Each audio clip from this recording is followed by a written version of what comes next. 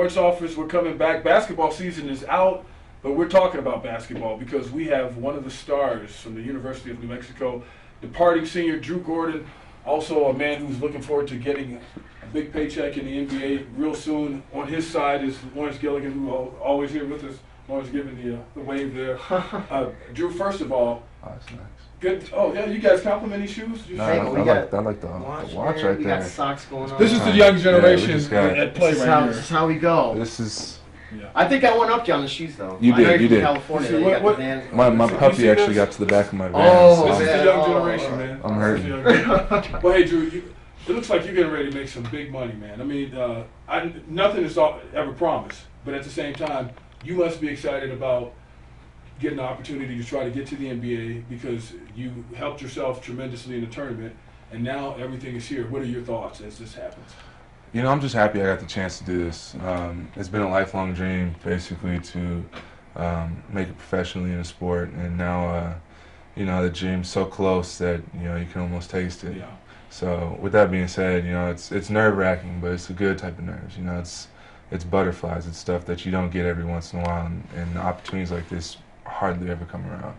And the practices and all the working out, now that's getting ready to get intensified because this is serious. I mean, it was always serious, but you know what I mean as far as there's a lot of money on the line. You're going from being a college student athlete to basically a commodity. These guys put money on the table, and it's like you're half person and half something else, you know? Yeah, I mean, I hate to say it, but, you know, it's different when you're working out for a paycheck instead of being able to sit on a scholarship. You know, some days you're able to kick back and relax and you know, just not work, you know, to your full potential during practice and stuff like that, knowing that you're going to have another practice and, you know, hopefully your scholarship's going to get renewed and keep going. You know, you don't really see the light at the end of the tunnel, but now that I'm out on the, you know, smelling the fresh air and getting ready to make a living, it definitely adds a little fire.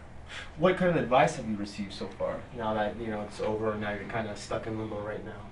Just make sure that you work hard. You know, nothing's ever guaranteed. And I think that it's some of the best advice you can give people. You know, obviously people give it around a lot, but you know, I think it really holds true at this point in time in people's lives. You know, when they're trying to make a jump and trying to set themselves up financially and, you know, just help their families out in the next coming years.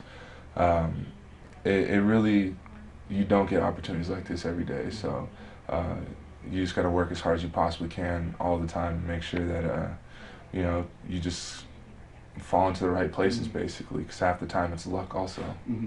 Going back to California to train, I guess, are you going to be in SoCal, or are you going to be up north in San Jose, or what's your plans? I'll be in Santa Barbara training. Okay.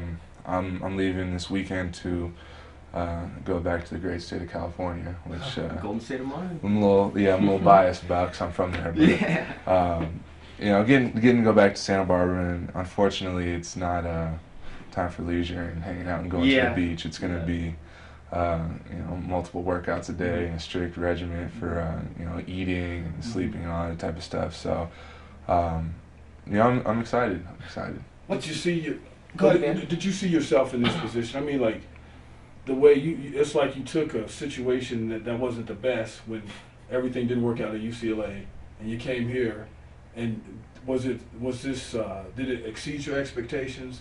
And what was the best thing that came out of this whole thing?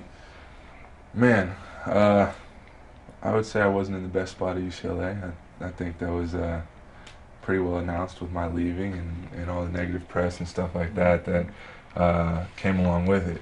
But you know, coming here, it exceeded my expectations, you know, tenfold. It's been crazy. It's an experience that nobody really will truly understand unless they're here in the atmosphere, you know, in the environment, playing at the pit games and seeing how well our fans are supporting us and you know, what type of following you have. So it's crazy to think that I was at such a low point 4 years ago, and it seems like such a long time, but it feels, you know, like just yesterday that you know, I was making the transition and making the switch, and I've been saying it's been one of the best switches I've made in my life. So I'm really happy with it. You know, I know my parents are at a better place and a little bit more at ease, knowing that you know, I've kind of turned around and made the best of what was a bad situation.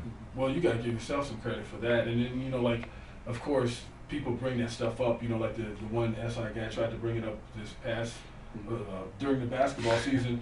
When you see stuff like that, do you just like go like, well, hey, you know what? That's over. I'm going from here. Or how do you handle stuff like that? Well, it's funny when the SI article came out, and I can kind of speak on this now. Now that season's over, and I'm not a Lobo anymore. You know, Lobo at heart, not with the jersey, but they definitely gave me way too much credit.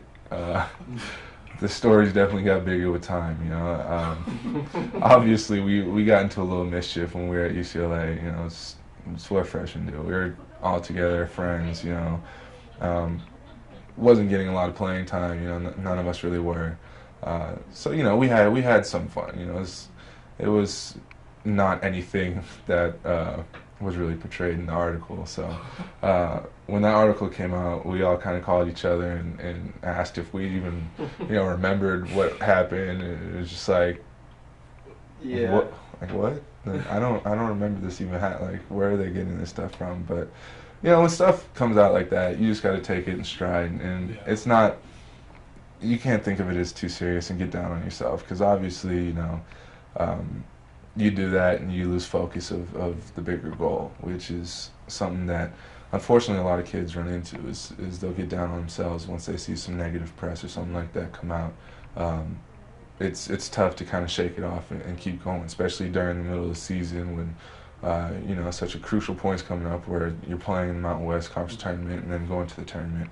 You know, I don't feel like they're prepared enough to handle the situation and be able to respond positively to the situation. So that's that. And I mean, it's been fun. You know, watching all that negative press come out just kind of was a storm of it for about a week. Yeah. Perfect timing though too. The tournament, they always seem to kind of have those articles come out right at the right time, right? Like cool. It's amazing. You know, kid about to try to make a living for himself, and in his senior year about to finish up, and then get hit with an article 3 years later. Yeah.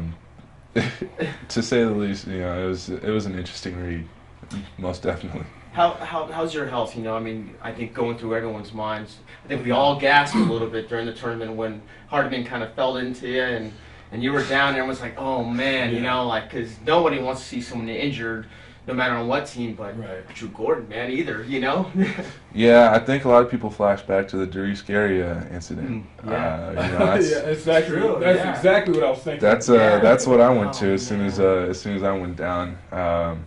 You know, before the pain kind of set in, I was like, oh crap, like this is we're jinxed. This is not gonna end well. But you know, unfortunately, it was just a hyperextension. The doctor said I was able to move my hips back quick enough to where my knee didn't do anything too ridiculous. If you look at the replay, it's obviously you know, makes your stomach turn a little bit. I know it made mine hurt, but yeah, my health's good. You know, I took 2 weeks off and kind of healed up. Went to the training room, and got rehab, stuff like that. It was a nice little break from basketball. So you know, everything's feeling good. What do you take away from your past couple of years with Coach Alford and the Pit? You know, and just I guess he seems like the kind of guy you just I think would want to just gravitate to and pick his brain about every instant of the game. Yeah, that's a interesting man in the best way possible. You know, knows a lot about the game. Has been there. He's done that, and you know, he has stories to tell. So anybody that's fortunate enough to play for him, you know, definitely needs to sit down with him and take time to get to know him, ask questions about the game, and you know, really get to know what basketball is on you know, a professional level, on a level that's not really, I guess, accomplished by most people. You know, Coach Alford's been able to play with some of the greatest players all time, and you know, being able to translate that over to coaching is something that you know, has been huge for him. Obviously, you know, he's taken this program and just been making it better by leaps and bounds. So it's something. It's interesting. You know, the coaching staff's an amazing coaching staff that if anybody gets the time to sit down and talk to them, I'd really encourage it. That sounds like something that you should tell Aaron Gordon, your brother. You know why? Because the Lobo fans, and you see it too, Lawrence. Yeah. Lobo fans have been clamoring for your brother to come here, man. They want your brother to come here bad. And I, you know, during his visit here, he must have been blown away by how the support. You know, it's like you guys are like the pro team here. Yeah, he loved it here. You know, I don't really like to admit that to Lobo fans because they put more heat on him. They put a little bit more heat on him, but yeah, he had a great time here. You know, I was able to take him out and kind of introduce him to our friends and take him around campus, kind of get him introduced to the campus life and things like that. You know, got a standing ovation at the game on my senior night, so. He still kind of gives me a whole bunch of crap for that. He got a bigger applaud than I did, but you're on your way out, and he's on his way in. I'm old news now. I'm old news. Nobody wants that. But yeah, you know, people have been hounding me about it, and it's nice to know that your siblings are wanted. Yeah. It's always special to know that your family is doing things that most other families can't do. Yeah, no, you're right about that. And I don't take away from any other families that are obviously doing good things for for themselves. But I have a sister who's at Harvard playing basketball. I have a brother who's top 5, if not the best high school basketball player in the nation. And I'm just finishing up a great career and also going hopefully pro. So having that having. I'd say my parents were pretty successful in the upbringing of us. So you gotta take credit for your brother's game, all right? Come on, let's do it now. Well, I've been telling people throughout the years that he's been playing against my dad, who played San Diego State, played NFL football, played for the Patriots for a brief period of time, played against me, who's D1 athlete, soon to be pro. And played against his sister, who's also a D1 athlete, his whole life. So So what is it? What else? I mean, can you take somebody like Lawrence and make him a D1 player? Like no. If I always put you on the spot. I always pick on Lawrence. Only 5'11". Come on now, different games here. If my family got a hold of you and we were able to beat up on you for as many years as we beat up on my brother. All right. That's right. You guys have. These guys have. We got some history together. I was just gonna say, I have one source. That is that Archbishop Mitty. I'm not going to reveal her name or anything. She's a junior, but I know she. It's funny because he went to high school with my other cousin Andrew, and Alex was in there somewhere in the mix, and he goes to CU now. So yeah, how's he doing, by the way? Andrew's doing well. He actually lives in San Francisco now. And Alex, they all play baseball and softball, but. And Alex is a sophomore at Colorado, man. Just time flies by. Right. So he's got the potential. Drew, take Lawrence and maybe. I'm too old, man. I'm too old. Man, he could do the D League right now. Throw him in our family. It's probably one of the most competitive families you'll find. So you'll definitely be fighting for whatever you get. Well, hey man, thanks a lot for your time. Hey, really appreciate it. Lawrence has more. No, man. It's always good to see you, man. It's always a good time, man. Really appreciate you coming on. I hope the best for you. Do you know when you're supposed to, any kind of dates, the upcoming events for you as far as the NBA is concerned? Man, my life is pretty much in limbo right now. I don't know what's going on besides the fact that training. I know next month I'll be hopefully trying out for NBA teams and stuff like that. When that happens, it's not a set thing. It's just kind of you go when called. So. It's going to be a hectic month next month, and I can't wait for it. It's something that I've been waiting for a long time, and now it's almost here.